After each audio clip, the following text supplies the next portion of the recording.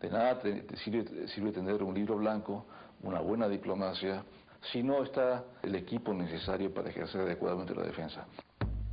Por principio, el libro blanco tiene que ser revisado por los autores, cuanto por la gente que lo lee, ¿no? O sea, no hay libro blanco definitivo.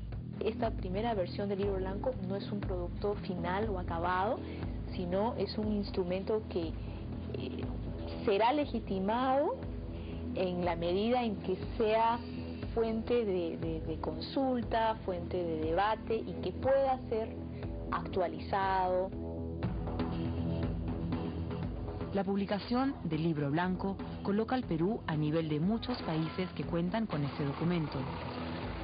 Es un paso importante para disminuir las tensiones en la región y en el proceso de reforma de las Fuerzas Armadas, sin olvidar mantener una visión y política de largo plazo que nos debe orientar a nuestros objetivos nacionales en materia de seguridad.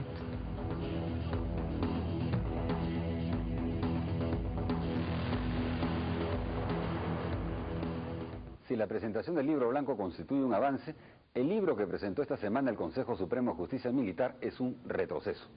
Pero hoy no nos detendremos en ese afán de preservar prerrogativas antidemocráticas, intentando alargarle la vida al mal llamado fuero militar. En el siguiente bloque tendremos una entrevista sobre el libro blanco, con Jaime Castro, viceministro de Defensa, y con Ciro Alegría, otro experto civil en temas de defensa. Volvemos después de una brevísima pausa.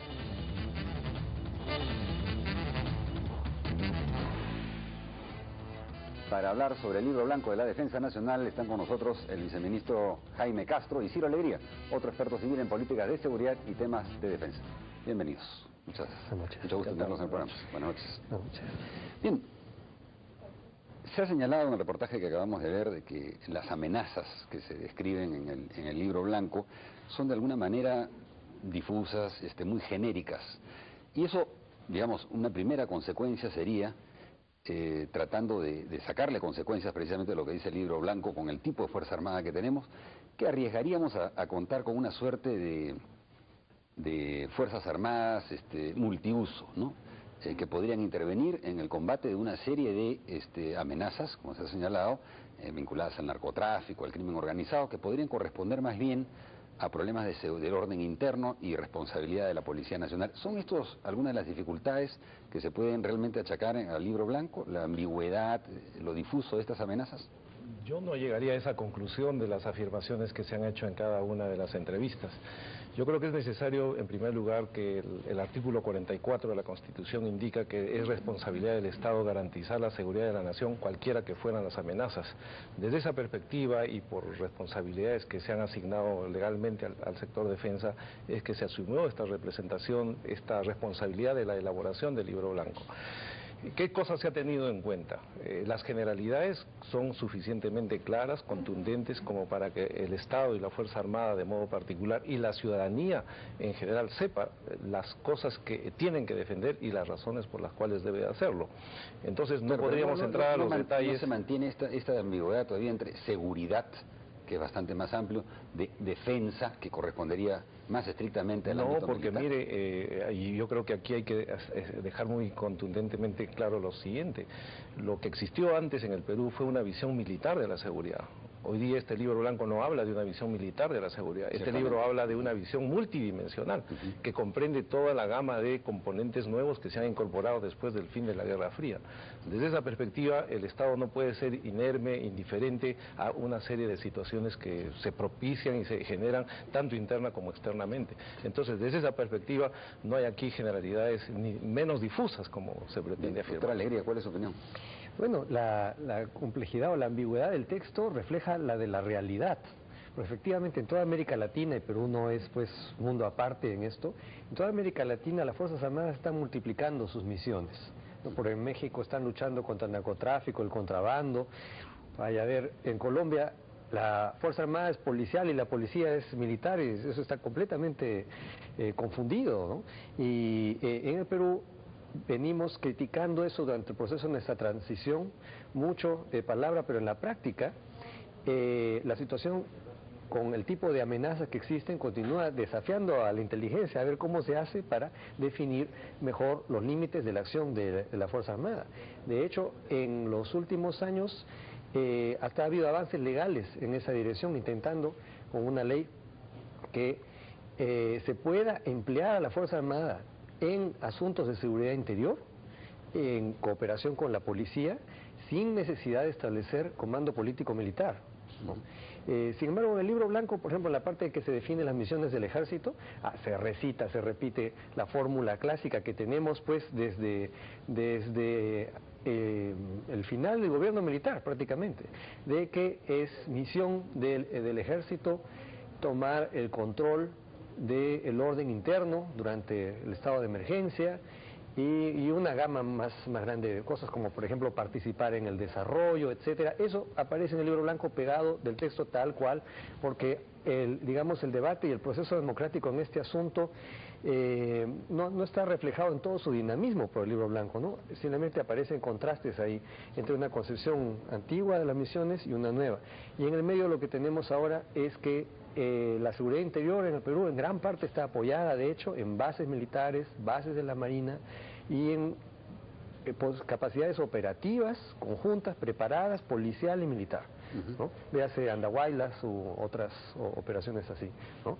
Entonces, el asunto es, si es que esto se puede manejar bien, si ya de suyo es una situación mala o inmanejable, en todo caso, trae nuevos riesgos políticos, sobre todo, los que siempre ha habido bajo nuevas formas. Pero hay un tema que obviamente debería, que es mucho de reflexión interna para este libro, ¿no? No solamente estamos hablando de amenazas y de relación con nuestros vecinos, digamos, sino que se traslada al debate interno. Hay una ausencia importante, en todo caso. En el libro blanco no hay ninguna reflexión, digamos, sobre el papel que cumplió las Fuerzas Armadas durante el conflicto armado interno. Bueno, es que ya sería un libro de historia. En este caso de lo que se trata es de mostrarle al país, mostrarle a la nación aquellas tareas y responsabilidades que debe de asumir llegado el caso. El comentario que hace el doctor Alegría respecto a ese deslinde referido al control del orden interno en determinadas circunstancias, hoy día está siendo precisada. La Constitución es clara en ese sentido al decir que la responsabilidad del orden interno es de la Policía Nacional. Las Fuerzas Armadas no están asumiendo hoy día el rol protagónico que antes se daba bajo la figura del control político militar. Hoy día eso está totalmente ajeno, y eso se explica aquí. Ciertamente eso es un avance. Ahora, pero en relación a nuestros vecinos, en todo caso, porque yo pensaba esta reflexión en relación al conflicto armado interno no es para hacer una revisión de un libro de historia, pero sí, efectivamente, tener las lecciones claras, ¿no?, de lo que aprendimos durante ese periodo, y que obviamente también contribuyen para vecinos que tienen conflictos armados internos. Pero dentro de la relación que se plantea con los vecinos, con nuestros países de frontera, digamos, en el único caso en el que se especifica un tema problemático es en el caso de la delimitación marítima con Chile. Esto significa, digamos, que en los escenarios posibles que estamos previendo hay una situación, antes que una perspectiva de integración, una situación de conflicto en este tema. No, conflicto no. La Cancillería en ese particular maneja el concepto no es necesariamente de confrontación, sino de un diferendo basado en puntos de vista totalmente distintos. El Perú, que sostiene una tesis, y Chile, que sostiene otra, de no reconocimiento de los derechos peruanos. Esa divergencia está siendo hoy día manejada por la Cancillería. Con relación a las otras vecindades, la concepción que aquí se maneja es de una relación de defensa cooperativa, no de competencia. La competencia nos ha llevado a conflictos históricos. La relación cooperativa que hoy día se plantea está dirigida expresamente a cooperar.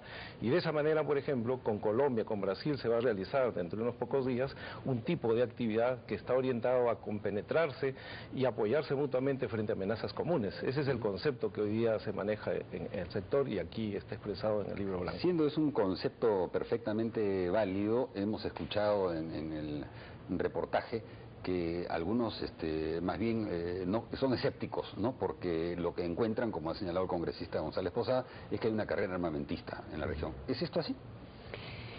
Bueno, para llegar a la relación cooperativa con los vecinos necesitaríamos mucha más estabilidad política y ausencia de amenazas internas. Es una constante histórica que las relaciones de cooperación entre países, ¿no?, suponen gobiernos mucho más estables que los de nuestra zona.